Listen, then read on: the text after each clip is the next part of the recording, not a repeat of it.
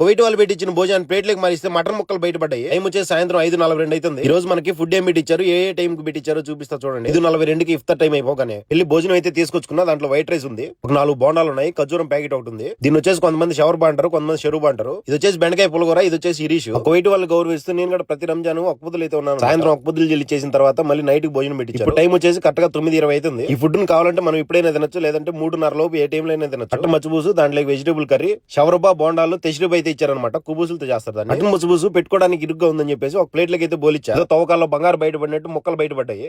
రంజాన్ లో డ్యూటీలు ఏ టైం లో ఉంటాయి అసలు చెప్పలేము. నైట్ టైం తీసుకెళ్లారంటే వాళ్ళు ఏ టైంకి వస్తారో వాళ్ళకే తెలియదు. అందుకే భోజనం పెట్టించినప్పుడు డ్యూటీలు అన్ని కంప్లీట్ చేసుకుని వచ్చేదానికి 12:10 టైం. వెజిటేబుల్, చీజ్, జీబిన్, సమోసాలని ఒక 4 రకాలు ఇచ్చారు. ఇంకో 2 రకాల వడలు అయితే ఇచ్చారనమాట.